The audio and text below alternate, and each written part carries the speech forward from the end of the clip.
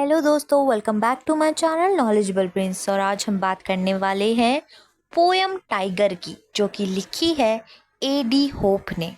दोस्तों, A.D. Hope एक notable Australian poet और एसेइस्ट हैं, जो कि जाने जाते हैं अपनी क्रिटिकल और सटारिकल अप्रोच के लिए, जो ऑस्ट्रेलियन कल्चर और उसकी आइडेंटिटी पे किया करते थे। A.D. होप ने द पोएम टाइगर पब्लिश करी थी 1954 में, जो एक्सप्लोर करती है नेचर और ह्यूमन कंडीशन जैसे थीम्स को। इसके अलावा ये पोएम रिलेशनशिप दिखाती है ह्यूमैनिटी एनिमल वर्ल्ड के बीच। दोस्तों, मैंने पहले भी A.D. होप की एक पोएम ऑस्ट्रेलिया अपने चैनल पे पोस्ट की है, आप जाके देख सकते हैं। अगर आपको वीडियो ढूंढने में मुश्किल हो तो आप वर्ल्ड लिटरेचर प्लेलिस्ट के अंदर इसको सर्च कर सकते हैं। आज हम इस पोएम को लाइन बाय लाइन समझेंगे। चलिए पोएम की शुरुआत करते हैं। पोएम की शुरुआती लाइन में पोएट बोलते हैं, the paper tigers roads at नून।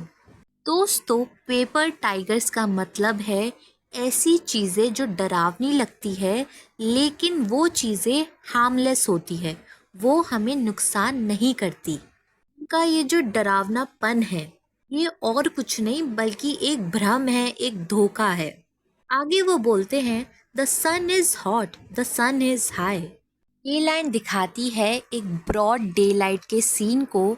ये चीज़ एम्फसाइज करती है क्लैरिटी और विजिबिलिटी की सिचुएशन को, कि दिन के वक्त जैसे सब कुछ क्लियर लगता है, उस चीज़ को ये लाइन दिखा रही है यहाँ पे। They roar in chorus not in tune. इस लाइन में पोएट कह रहे हैं जो पेपर टाइगर्स हैं वो क्योटिक नॉइस क्रिएट करते हैं। दोस्तों, यहाँ पे स्पीकर कहना चाह रहे हैं कि वो लोग, वो चीज़ें डरावनी लगती हैं, वो दिखाते हैं कि हम कितने स्ट्रॉन्ग हैं, लेकिन वो असल में डरावनी नहीं होती हैं। वो एक्चुअल में जेन्युइन डेंजर नहीं होता है, वो सिर्फ हार्मलेस होती है। Their plaintive savage hunting cry. उनका ये जो रोना है, चिक चुक करना है, ये एक तरह का दुख दिखाता है, एक खौफ दिखाता है। उनकी नेचर को कॉन्ट्रडिक्शन करता है। मतलब ये चीज़ सिचुएशन से अपोजिट होती है। आगे स्पीकर बोलते हैं, oh when you hear them stop your ears. यहाँ पे स्पीकर बोल रहे हैं कि इन लोगों को सुनने से बेहतर है कि आप अपने कान बंद कर लो।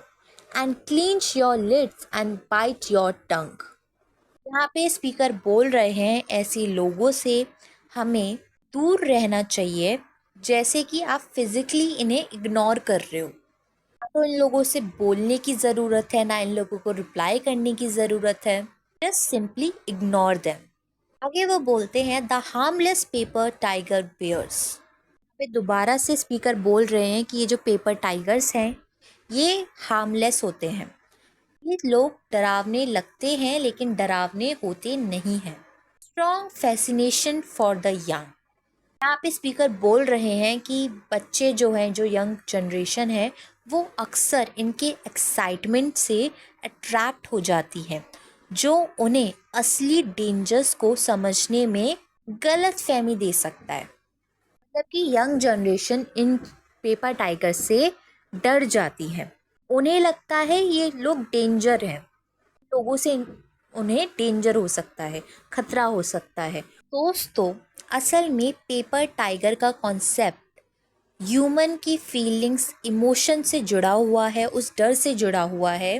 बट टाइगर कुछ ऐसी चीज़ें हैं जिनसे हमें डर लगता है, जिनसे हमें लगता है कि हमें खतरा है, लेकिन असल में वो चीज़ें हमारे लिए हार्मलेस हैं, उनसे हमें कोई नुकसान नहीं होता है।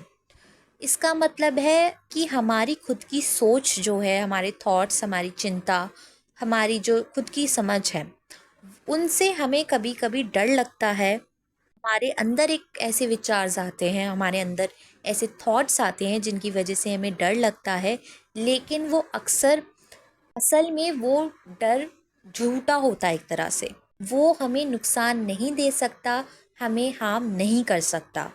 यहाँ हमें स्पीकर समझा रहे हैं कि फियर या चैलेंजेस जो असली लगते हैं वो असल में सिर्फ इल्यूजन है, इसके अलावा कुछ और नहीं।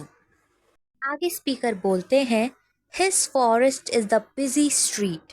पर टाइगर का फॉरेस्ट मतलब है अर्बन एनवायरनमेंट, जहाँ डेंजर को आज के समय में अलग तरीके से दिखाया जाता है। His dance the forum and the mart. Dance represent करते हैं सोशल इंट्रैक्शन को, ऐसी जगह जहाँ पे सोशल इंट्रैक्शन होता है, जैसे कि मार्केट्स हो गए, फोरम्स हो गए, जहाँ पे लोग गैदर होते हैं। ये एम्फसाइज करता है एक डेंजर के इल्यूजन को।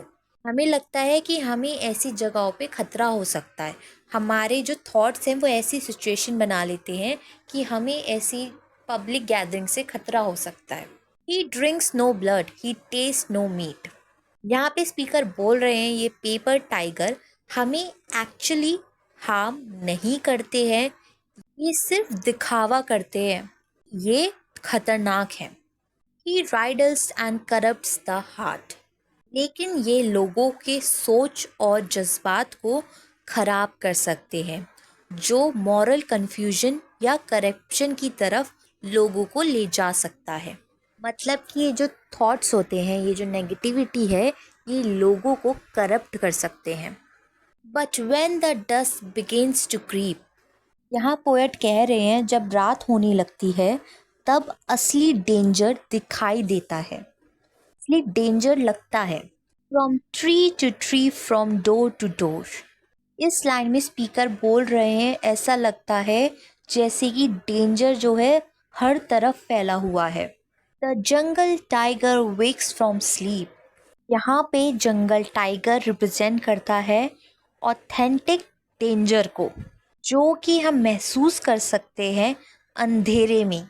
वो डेंजर जो कि रात में जग जाता है। And utters his authentic roar. उसका रोर जेन्युइन होता है। रियल थ्रेट को ये लाइन सिग्निफाई कर रही है उन फॉल्स अलार्म से जो पेपर टाइगर हमें देते हैं। दोस्तों, यहाँ पे स्पीकर ये कहना चाह रहे हैं कि जो असली जंगल का टाइगर है, अगर वो उठ जाए रात में, अगर वो रोड करे, आवाज़ निकाले, तब हमें खतरा महसूस होता है, वो असली खतरा है।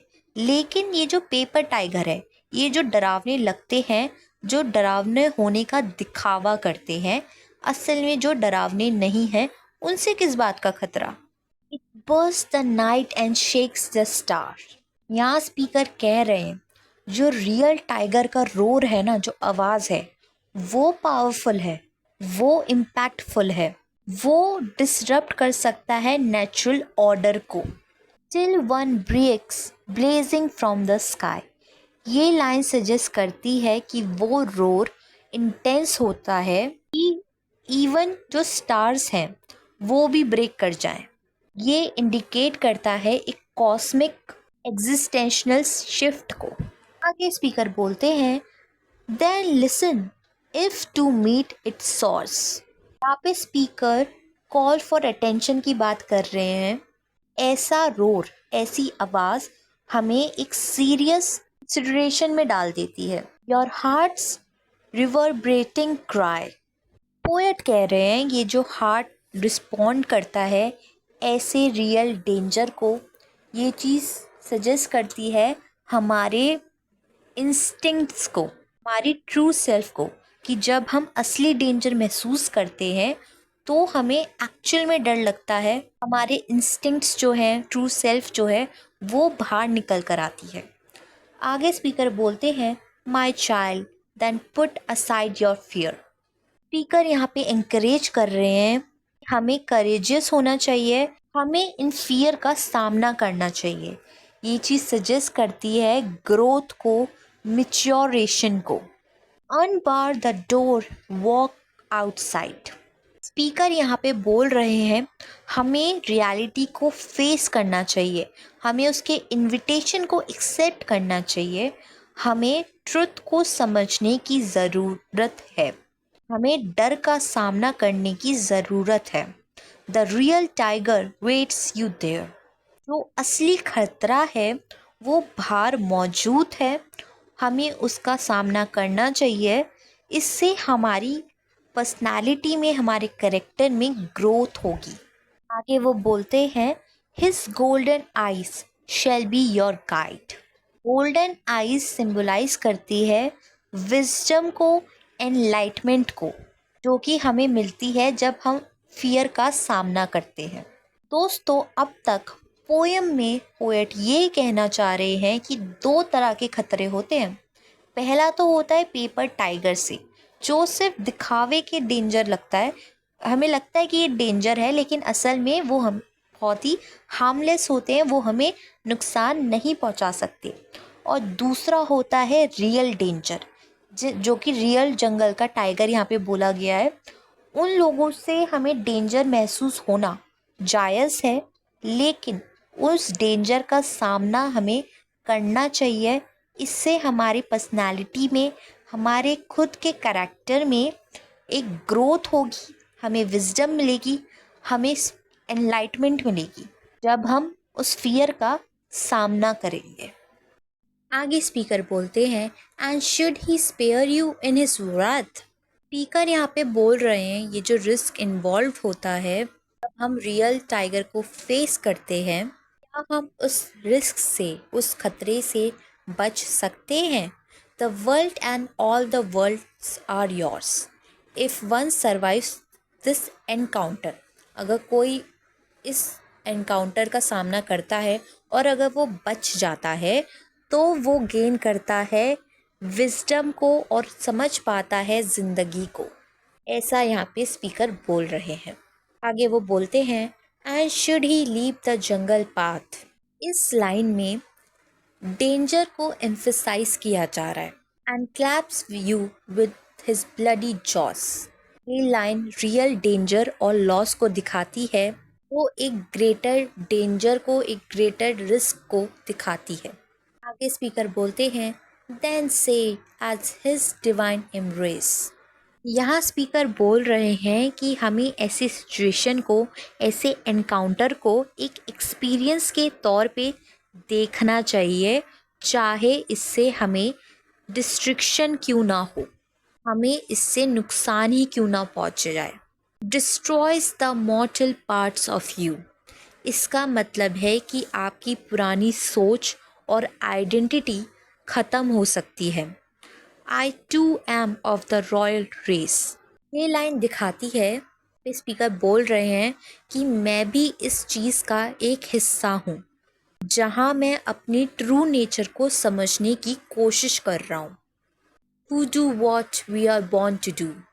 अंत में स्पीकर कह रहे हैं कि हमें अपनी असली नेचर और पर्पस को समझना और उसका सामना करना ज़रूरी है, चाहे वो डेंजर भरी क्यों ना हो। दोस्तों, ओवरऑल एडी होप ने इस पोयम में पेपर टाइगर्स और जंगल टाइगर्स को कॉन्ट्रास्ट में दिखाया है। उन्होंने बताया है कि एक जो पेपर टाइगर्स होते हैं, जो दिखने में डरावने होते हैं, जो दिखाते हैं कि हम कितने तुम्हें हार्म पहुंचा सकते हैं, वो असल में हार्मलेस होते हैं। लेकिन जो रियल टाइगर होते हैं, उनसे डरना खतरे वाली बात है, ये हमारे नेचुरल इंस्टिंक्ट्स हैं उनसे डरना, लेकिन उन चीज़ों का हमें सामना करना चाहिए। उससे हमें ग्रोथ मिलेगी, उससे हमें मैच्योरिटी मिलेगी। यहाँ स्पीकर हमें अपने फियर्स का सामना करने, रियलिटी को एक्सेप्ट करने के लिए और असली चैलेंजेस फेस करने के लिए बोल रहे हैं और मोटिवेट कर रहे हैं, क्योंकि इससे हमें नॉलेज मिलती है, हमें विजडम मिलती है, हमें ग्रोथ मिलती है। आई होप आपको पोएम समझ में आ गई हो। अगर आपको कोई और वीडियो देखनी है इंग्लिश लिटरेचर में तो हमें कमेंट सेक्शन में लिख के ज़रूर बताइएगा। आज के लिए बस इतना ही, अगली बार फिर मिलेंगे एक और नई वीडियो के साथ। तब तक हमारे चैनल को लाइक करें, शेयर करें, सब्सक्राइब करना ना भूलें। And thank you for watching this video and supporting our channel. Bye bye.